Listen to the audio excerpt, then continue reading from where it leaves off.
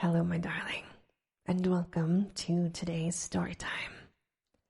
Today we are reading At the Mountains of Madness, and I have a rolling thunderstorm for you in the background to help you sleep.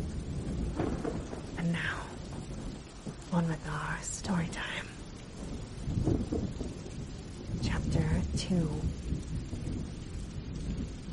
Popular imagination, I judge, responded actively to our wireless bulletins of lakes start northwestward into regions never trodden by human foot or penetrated by human imagination. Though we did not mention his wild hopes of revolutionizing the entire sciences of biology and geology. His preliminary sledging and boring journey of January 11th through the 18th with Pabodie and 5 others, marred by the loss of 2 dogs and an upset when crossing one of the great pressure ridges in ice, had brought up more and more of the archaean state. And even I was interested by the singular profusion of evident fossil markings in that unbelievably ancient stratum. These markings, however, were of very primitive life forms involving no great paradox, except that any life form should occur in rock as definitely Precambrian as this seemed to be. Hence, I still failed to see the good sense of Lake's demand for an interlude in our time-saving program. An interlude requiring the use of all 4 planes, many men, and the whole of the expedition's mechanical apparatus. I did not, in the end, veto the plan, though I decided not to accompany the northwestward party, despite Lake's plea for my geological advice. While they were gone, I would remain at the base with Pabodie and 5 men and work out final plans for the eastward shift. In preparation for this transfer, one of the planes had begun to move up a good gasoline supply from McMurdo Sound, but this could wait temporarily. I kept with me 1 sledge and 9 dogs, since it is unwise to be at any time without possible transportation in an utterly tenantless world of eons-long death. Lake's sub-expedition into the unknown, as everyone will recall, sent out its own reports from the shortwave transmitters on the plains, these being simultaneously picked up by our apparatus at the southern base and by the Arkham at McMurdo Sound, whence they were relayed to the outside world on wavelengths up to 50 meters. The start was made January 22nd at 4 a.m., and the first wireless message we received came only 2 hours later, when Lake spoke of descending and starting a small-scale ice melting and bore at a point some 300 miles away from us. 6 hours after that, a second and very excited message told of the frantic, beaver-like work, whereby a shallow shaft had been sunk and blasted, culminating in the discovery of slate fragments with several markings approximately like the one which had caused the original puzzlement. 3 hours later, a bulletin brief announced the resumption of the flight in the teeth of a raw and piercing gale. And when I dispatched a message of protest against further hazards, Lake replied curtly that his new specimens made any hazard worth taking. I saw that his excitement had reached the point of mutiny, and that I could do nothing to check this headlong risk of the whole expedition's success. But it was appalling to think of his plunging deeper and deeper into that treacherous and sinister white immensity of tempests and unfathomed mysteries which stretched off for some 1,500 miles to the half-known, half-suspected coastline of Queen Mary and Knox Lands. Then, in about an hour and a half more, came that doubly excited message from Lake's moving plane, which almost reversed my sentiments and made me wish I had accompanied the party. 10:05 p.m. on the wing, after snowstorm, have spied mountain range ahead higher than hitherto seen. May equal Himalayas, allowing for a height of plateau. Probable latitude 76 degrees 15, longitude 113 degrees 10 east. Reach as far as to see to the right and left. Suspicion of 2 smoking cones, all peaks black and bare of snow. Gale blowing of them impedes navigation. After that, Kabodi, the man, and I hung breathlessly over the receiver. Thought of this titanic mountain rampart 700 miles away inflamed our deepest sense of adventure, and we rejoiced that our expedition, if not ourselves personally, had been its discoverers. In half an hour, Lake called upon us again. Moulton's plane forced down on plateau and foothills, but nobody hurt, and perhaps can repair. Shall transfer essentials to other 3 for return or further moves if necessary. But no more heavy plane travel needed just now. Mountains surpass anything in imagination. I'm going up scouting in Carol's plane, with all weight out. You can't imagine anything like this. Highest peaks must go over 35,000 feet. Everest out of the running. Atwood to work out height, and theodolite, while Carol and I go up. Probably wrong about cones. The formations look stratified, possibly Precambrian slate with other strata mixed in. Strange skyline effects. Regular sections of cubes clinging to highest peaks. Whole thing marvelous in red glow light of low sun. Like land of mystery and a dream, or gateway to forbidden world of unknown wonder. Wish you were here to study. Though it was technically sleeping time, not one of us listeners thought for a moment of retiring. It must have been a good deal the same at McMurdo Sound, where the supply cache and the Arkham were also getting the messages. For Captain Douglas gave out a call congratulating everybody on the important find, and Sherman, the cache operator, seconded his sentiments. We were sorry, of course, about the damaged airplane, but hoped it could be easily mended. Then, at 11 p.m., came another call from Lake. Up with Carol, over highest foothills. Don't dare try really tall peaks in present weather, but shall later. Frightful work climbing, and hard going at this altitude, but worth it. Great range, fairly solid, hence can't get any glimpses beyond. Main summits exceeded Himalayas, and very strange. Range looks like Precambrian slate, as before, with plain signs of many other upheaved strata. Was wrong about volcanism.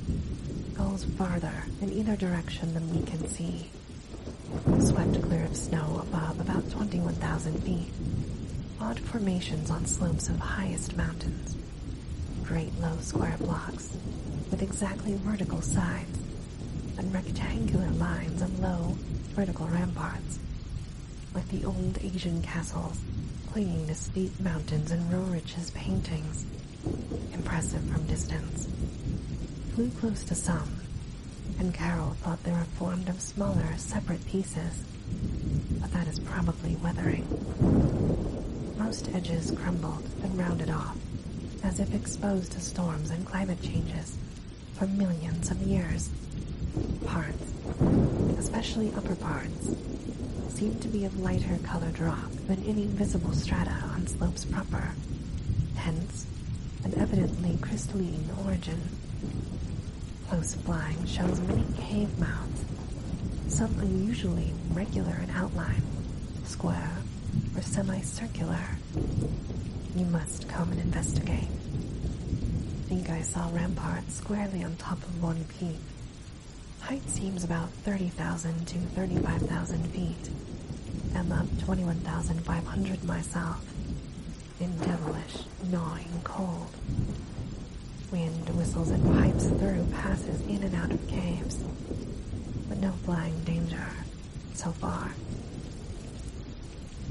From then on, for another half hour, Lake kept up a running fire of comment and expressed his intention of climbing some of the peaks on foot.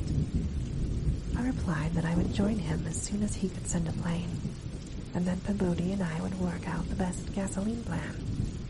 Just where and how to concentrate our supply in view of the expedition's altered character. Obviously, Lake's boring operations, as well as his aeroplane activities, would need a great deal delivered for the new base. This was to be established at the foot of the mountains, and it was possible that the eastward flight might not be made after all this season.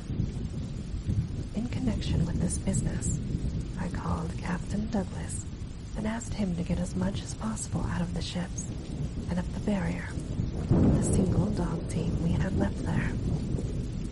A direct route across the unknown region between Lake and McMurdo Sound was what we really ought to establish.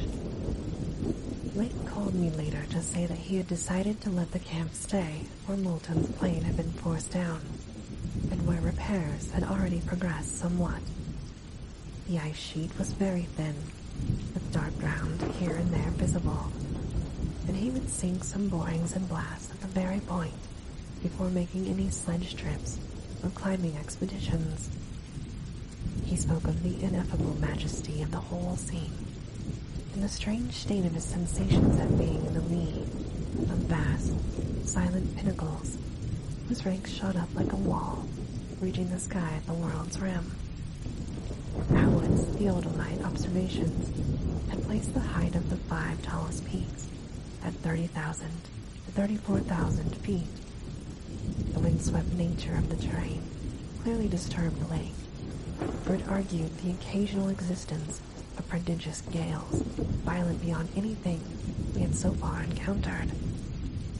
His camp lay a little more than 5 miles from where the higher foothills abruptly rose. I could almost trace a note of subconscious alarm in his words, flashed across a glacial void of 700 miles, as he urged that we all hasten with the matter and get the strange new region disposed of as soon as possible. He was about to rest now, after a continuous day's work of almost unparalleled speed, strenuousness, and results. In the morning, I had a 3-quartered wireless talk with Lake and Captain Douglas at their widely separated bases. It was agreed that one of Lake's planes would come to my base for Peabody, the 5 men, and myself, as well as for all of the fuel it could carry. The rest of the fuel question, depending on our decision about an easterly trip, could wait a few days, since Lake had enough for immediate camp heat and borings. Eventually, the old southern base ought to be restocked. But if we postponed the easterly trip, we would not use it until the next summer, and meanwhile, Lake must send a plane to explore a direct route between his new mountains and McMurdo Sound. Peabody and I prepared to close our base for a short or long period, as the case might be. If we wintered in the Antarctic, we would probably fly straight from Lake's base to the Arkham, without returning to the spot. Some of our conical tents had already been reinforced by blocks of hard snow, and now we decided to complete the job of making a permanent Eskimo village. Owing to a very liberal tent supply, Lake had with him all that his base would need, even after our arrival. I wired that Peabody and I would be ready for the northwestward move after 1 day's work and 1 night's rest. Our labors, however, were not very steady after 4 p.m. For about that time, Lake began sending in the most extraordinary and excited messages. His working day had started unprecipitously, since an airplane survey of the newly exposed rock surfaces showed an entire absence of those archaean and primordial strata for which he was looking, and which formed so great a part of the colossal peaks that loomed up at a tantalizing distance from the camp. Most of the rocks glimpsed were apparently Jurassic and Comanchean sandstones and Permian Triassic schists, with now and then a glossy black outcropping, suggesting a hard and slaty coal. This rather discouraged Lake, whose plans all hinged on unearthing specimens more than 500 million years older. It was clear to him that in order to recover the arcane slate vein in which he had found the odd markings, he would have to make a long sledge trip from these foothills to the steep slopes of the gigantic mountains themselves. He had resolved, nevertheless, to do some local boring as part of the expedition's general program. Hence, set up the drill and put 5 men to work, while the rest finished settling the camp and repairing the damaged airplane. The softest visible rock, the sandstone about a quarter of a mile from the camp, had been chosen for the first sampling, and the drill made excellent progress without much supplementary blasting. It was about 3 hours afterward, following the very first really heavy blast of the operation, that the shouting of the drill crew was heard, and that young Gedney, the acting foreman, rushed into the camp with the startling news. They had struck a cave. Early in the boring, the sandstone had given place to a vein of Comanchean limestone, full of minute fossil cephalopods, corals, bikini, and Spirifera, and with occasional suggestions of siliceous sponges and marine vertebrate bones, the latter probably of telosts, sharks, and ganoids. This in itself was important enough, as affording the first vertebrate fossils the expedition had yet secured. But when shortly afterward the drill head dropped through the stratum into apparent vacancy, a wholly new and doubly intense wave of excitement spread among the excavators. A good-sized blast had laid open the subterranean secret, and now, through a jagged aperture perhaps 5 feet across and 3 feet thick, there yawned before the avid searchers a section of shallow limestone, hollowing, worn more than 50 million years ago by the trickling groundwaters of a bygone tropic world. The hollowed layer was not more than 7 or 8 feet deep, but extended off indefinitely in all directions, and had a fresh, slightly moving air which suggested its membership in an extensive subterranean system. Its roof and floor were abundantly equipped with large stalactites and stalagmites, some of which met in columnar form. But important above all else was the vast deposit of shells and bones in which places nearly choked the passage. Washed down from unknown jungles of Mesozoic tree ferns and fungi, or some tertiary cycads, fan palms, and primitive angiosperms, this osseous medley contained representatives of more Cretaceous, Eocene, and other animal species than the greatest paleontologist could have counted or classified in a year.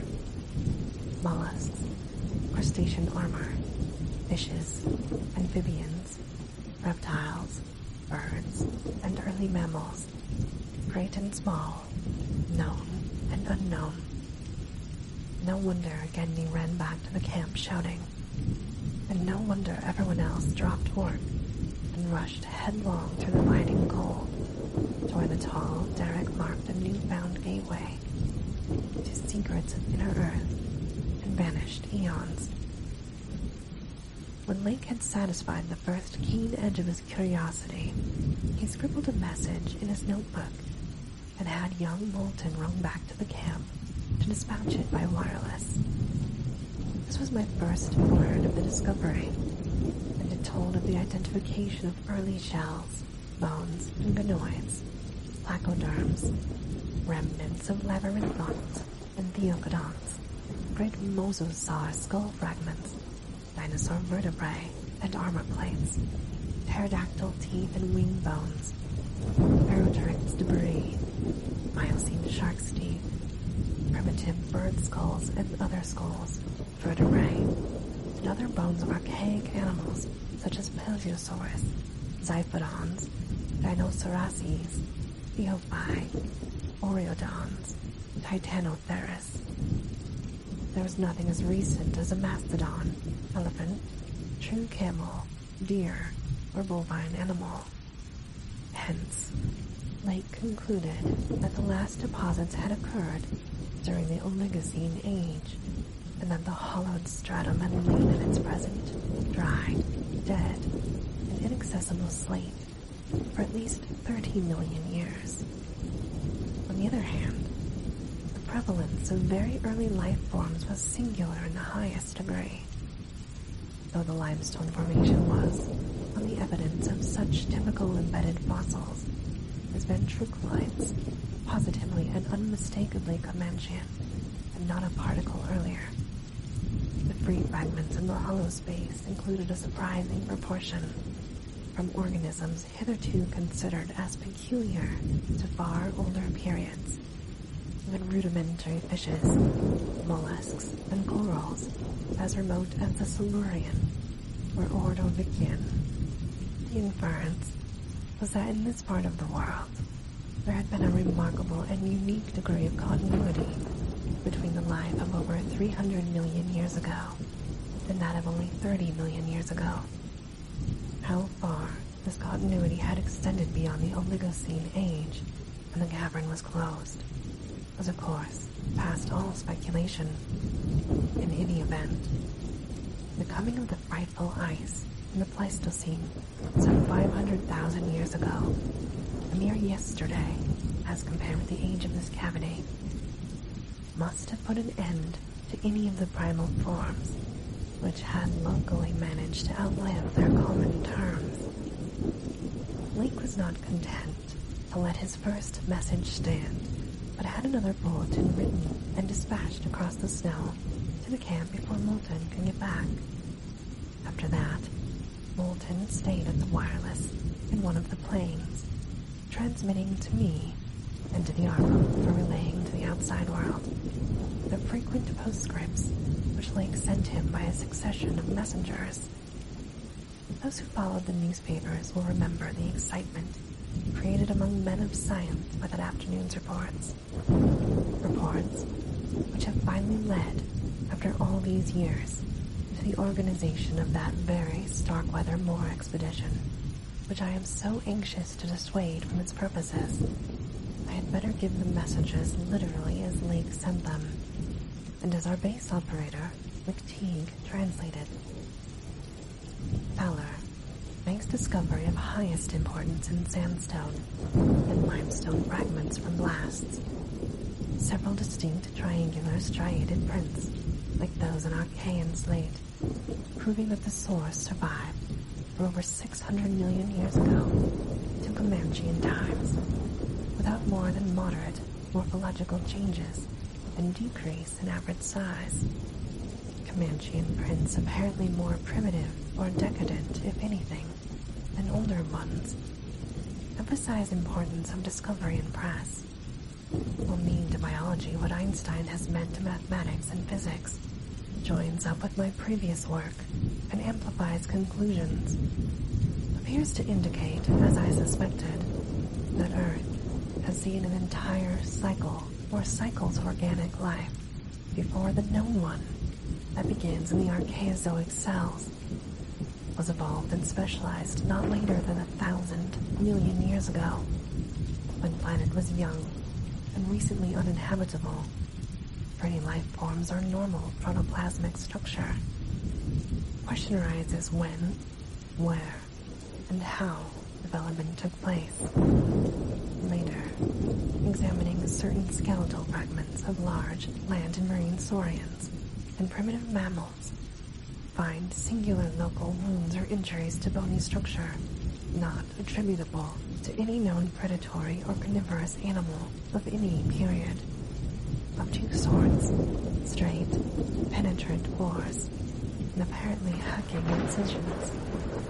One or two cases of cleanly severed bone, with not many specimens affected. I'm sending to camp for electric torches. We'll extend search area underground by hacking away stalactites. Still later, have found peculiar soapstone fragments about 6 inches across and 1.5 inches thick, wholly unlike any visible local formation. Greenish, but no evidences to place its period. Has curious smoothness and regularity, shaped like 5-pointed star with tips broken off, and signs of other cleavage at inward angles and in center of surface. Small, smooth depression in center of unbroken surface arouses much curiosity as to source and weathering. Probably some freak of water action. Carroll, with magnifier, thinks he can make out additional markings of geologic significance. Groups of tiny dots in regular patterns. Dogs growing uneasy as we work. They seem to hate the soapstone. Must see if it has any peculiar odor. We'll report again when Mills gets back with light, and we start on underground area. 10:15 p.m. Important discovery. Orendorff and Watkins working underground at 9:45 with light. Found a monstrous, barrel-shaped fossil of wholly unknown nature. Probably vegetable, unless overgrown specimen of unknown marine rhodacia. Tissue evidently preserved by mineral salts. Tough as leather, but astonishing flexibility retained in places. Marks of broken off parts at ends and around sides. 6 feet end to end, 3.5 feet central diameter, tapering to 1 foot at each end, like a barrel with 5 bulging ridges in place of staves. Lateral breakages, as of finished stalks, are at equator in the middle of these ridges. In furrows between ridges are curious growths, combs or wings that fold up and spread out like fans, all greatly damaged but one. This one has almost a 7-foot wingspread. Arrangement reminds one of certain monsters of primal myth, especially the fabled elder things in Necronomicon. These wings seem to be membranous, stretched on framework of glandular tubing, apparent minute orifices in framing tubing at wingtips, ends of body shriveled, giving no clue to interior or to what has been broken off there. Must dissect when we get back to camp. Can't decide whether vegetable or animal. Many features, obviously of almost incredible primitiveness. Have set all hands cutting stalactites and having looked for further specimens. Additional scarred bones have been found, but these must wait. Having trouble with dogs, I can't endure the new specimen. They would probably tear it to pieces if we didn't keep it at a distance from them. 11:30 p.m. Attention, Dyer, Abodi, Douglas. Matter of highest, I might say, transcendent importance. Markham must relay to Kingsport Head Station at once. Strange barrel growth is the archaean thing that left prints in rocks. Mills, Bordereau, and Fowler discovered clusters of 13 more at underground points 40 feet from aperture, mixed with curiously rounded and configured soapstone fragments smaller than the one previously found. Star-shaped, but no marks of breakage, except at some of the points. Of organic specimens, 8 apparently perfect, with all appendages, have brought all to the surface, leading off dogs to distance. They cannot stand the things. Give close attention to description and repeat back for accuracy. The papers must get this right. Objects are 8 feet long all over, 6'5" ridged barrel torso, 3.5 feet central diameter, 1 foot end diameter, dark gray, flexible, and infinitely tough. 7-foot membranous wings of same color, bound, folded, spread out of furrows between ridges. Wing frameworks tubular or granular, Lighter gray, with orifices and wingtips. Spread wings have a serrated edge. From the equator, one at central apex of each of the 5 vertical stave-like ridges, are 5 systems of light, gray, flexible arms or tentacles, bound tightly folded to torso but expandable to maximum length at over 3 feet, like the arms of a primitive crinoid. Single stalks 3 inches diameter branch after 6 inches into 5 substalks, each of which branches after 8 inches into 5 small, tapering tentacles or tendrils, giving each stalk a total of 25 tentacles. At the top of the torso, blunt, bulbous neck of lighter gray, with gill-like suggestions, holds yellowish 5-pointed starfish-shaped apparent head, covered with 3-inch wiry cilia of various prismatic colors. Head, thick and puffy, about 2 feet point to point, with 3-inch flexible yellowish tubes projecting from each point, slit in exact center of top, probably breathing aperture. At the end of each tube is spherical expansion, where a yellowish membrane rolls back on handling to reveal glassy, red irised globe, evidently an eye.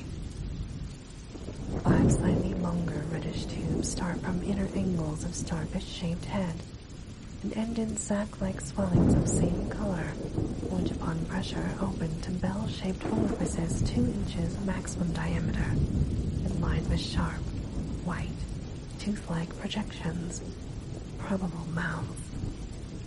All these tubes, cilia, and points of starfish head found folded tightly down.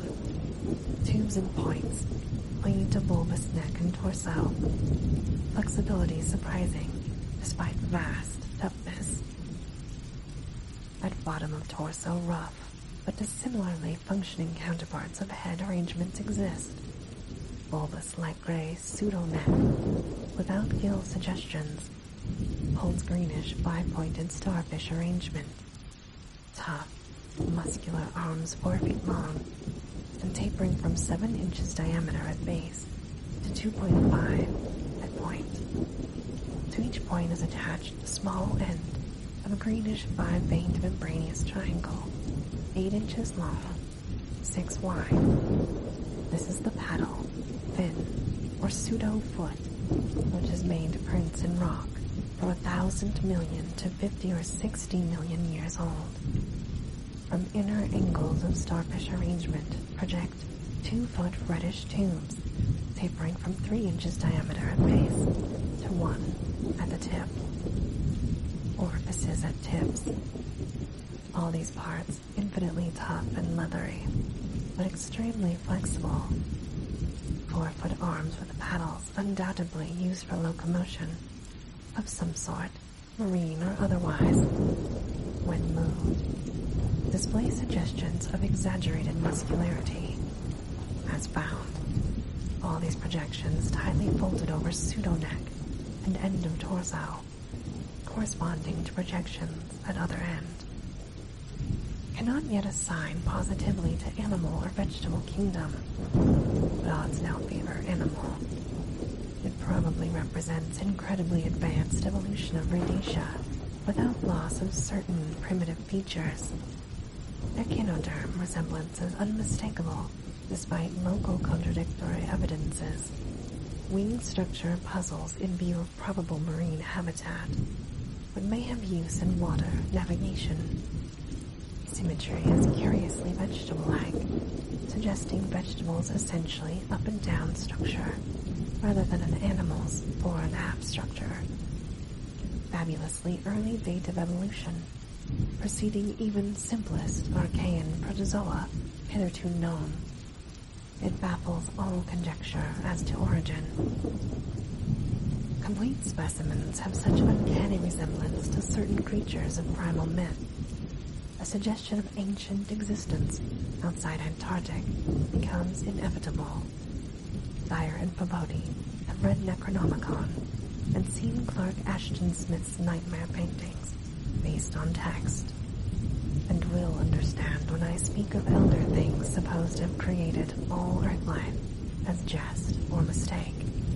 Students have always thought conception formed from morbid imaginative treatment of very ancient tropical rhodacia. Also, like prehistoric folklore things Wilmarth has spoken of, the Cthulhu cult, for example. Vast field of study opened. Deposits supposedly of late Cretaceous or early Eocene period, judging from associated specimens. Massive stalagmites deposited above them. Hard work hewing out. A toughness prevented damage. State of preservation miraculous, evidently owing to limestone action. No more found so far, but will resume search later. Job now to get 14 huge specimens to camp without dogs, which bark furiously and can't be trusted near them. With 9 men, 3 left to guard the dogs, we ought to manage the 3 sledges fairly well, though wind is bad. Must establish plane communication with Murdo Sound and begin shipping material. But I've got to dissect one of these things before we take any rest. Wish I had a real laboratory here. Dyer better kick himself for not having tried to stop my westward trip. First the world's greatest mountains, and then this. If this last isn't the high spot of the expedition, I don't know what is. We're made scientifically. Congrats, Pagodi, on the drill that opened up the cave. Now, will Arkham please repeat that description? The sensations of Pagodi and myself at receipt of this report were almost beyond description, nor were our companions much behind us in enthusiasm. McTeague, who had hastily translated a few high spots as they came from the droning receiving set, wrote out the entire message as soon as Lake's operator signed off. All appreciated the epic-making significance of the discovery, and I sent Lake congratulations as soon as the Arkham's operator had repeated back the descriptive parts as requested. And my example was followed by Sherman from his station at the McMurdo Sound supply cache, as well as by Captain Douglas of the Arkham. Later, as head of the expedition, I added some remarks to be relayed through the Arkham to the outside world. Of course, rest was an absurd thought amidst this excitement, and my only wish was to get to Lake's camp as quickly as I could. It disappointed me when he sent word that a rising mountain gale made early aerial travel impossible. But within an hour and a half, interest again rose to banish disappointment. Lake was sending more messages and told of the completely successful transportation of the 14 great specimens to the camp. It had been a hard pull, for the things were surprisingly heavy, but 9 men had accomplished it very neatly. Now, some of the party were hurriedly building a snow corral at a safe distance from the camp, to which the dogs could be brought for greater convenience in feeding. The specimens were laid out in the hard snow near the camp, save for one, on which Lake was making crude attempts at dissection. This dissection seemed to be a greater task than had been expected, for, despite the heat of a gasoline stove and a newly raised laboratory tent, the deceptively flexible tissues of the chosen specimen were powerful, and intact one lost nothing of their more than leathery toughness. Lake was puzzled as to how he might make the requisite incisions without violence destructive enough to upset all the structural niceties he was looking for. He had, it is true, 7 more perfect specimens, but these were too few to use up recklessly unless the cave might later yield an unlimited supply. Accordingly, he removed the specimen and dragged in one which, though having remnants of the starfish arrangements at both ends, was badly crushed and partly disrupted along one of the great torso furrows. Results quickly reported over the wireless were baffling and provocative indeed. Nothing like delicacy or accuracy was possible, with instruments hardly able to cut the anomalous tissue. But the little that was achieved left us all awed and bewildered. Existing biology would have to be wholly revised, for this thing was no product of any cell growth science knows about. There had been scarcely any mineral replacement, and despite an age of perhaps 40 million years, the internal organs were wholly intact. The leathery, undeteriorative, and almost indestructible quality was an inherent attribute of the thing's form of organization. It pertained to some Paleologian cycle of invertebrate evolution, utterly beyond our powers of speculation. At first, all that Lake found was dry, but as the heated tent produced its thawing effect, organic moisture of pungent and offensive odor was encountered toward the thing's uninjured side.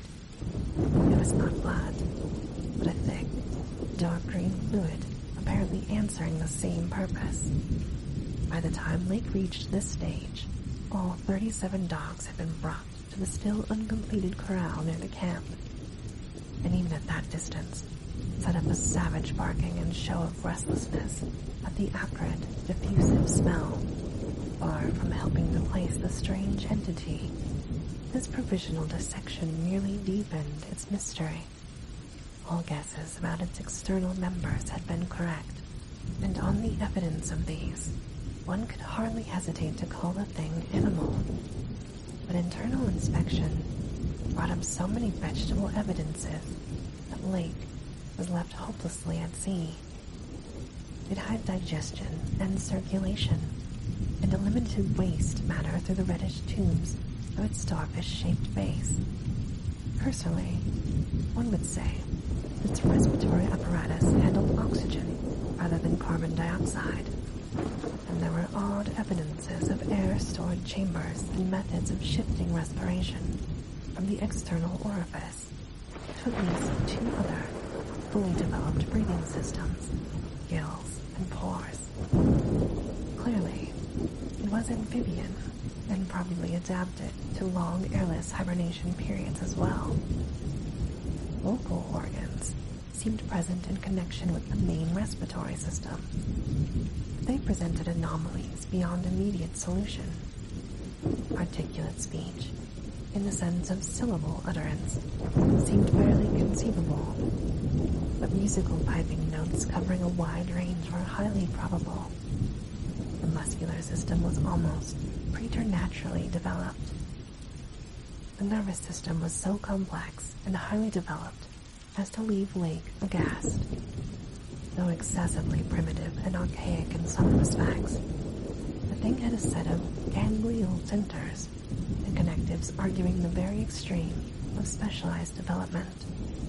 Its five-lobed brain was surprisingly advanced, and there were signs of sensory equipment, served in part through the wiry cilia of the head, involving factors alien to any other terrestrial organism. Probably, it had more than 5 senses, so that its habits could not be predicted from any existing analogy. It must, Blake thought, have been a creature of keen sensitiveness and delicately differentiated functions in its primal world. Much like the ants and bees of today, it reproduced like the vegetable cryptograms, especially the pteridophytes, having spore cases at the tips of the wings and evidently developing from a thallus or protothallus. But to give it a name at this stage was mere folly. It looked like a radiate, but was clearly something more. It was partly vegetable, but at 3/4 of the essentials of animal structure. That it was marine in origin, its symmetrical contour and certain other attributes clearly indicated. Yet, one could not be exact as to the limit of its later adaptations.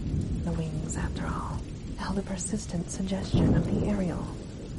How could it have undergone its tremendously complex evolution on a newborn Earth in time to leave prints on Archean rocks, was so far beyond conception as to make Blake whimsically recall the primal myths about great old ones who filtered down from the stars and concocted Earth life as a joke or mistake, and the wild tales of cosmic hill things from outside, told by a folklorist colleague in Miskatonic's English department. Naturally, he considered the possibility of Precambrian prints having been made by a less evolved ancestor of the present specimens, but quickly rejected this too simple theory upon considering the advanced structural qualities of the older fossils. If anything, the later contours showed decadence rather than higher evolution. The size of the pseudo-feet had decreased, and the whole morphology seemed coarsened and simplified. Moreover, the nerves and organs just examined held singular suggestions of retrogression from forms still more complex. Atrophied and vestigial parts were surprisingly prevalent. Altogether, little could have been solved, and Lake fell back on morphology for a provisional name. He dubbed his finds the Elder Ones. At about 2:30 a.m., having decided to postpone further work and get a little rest, he covered the dissected organism with a tarpaulin, emerged from the laboratory tent, and studied the intact specimens with renewed interest. The ceaseless Antarctic sun had begun to limber up their tissues a trifle. The head points and tubes of 2 or 3 showed signs of unfolding. The lake did not believe there was any danger of immediate decomposition in the almost sub-zero air.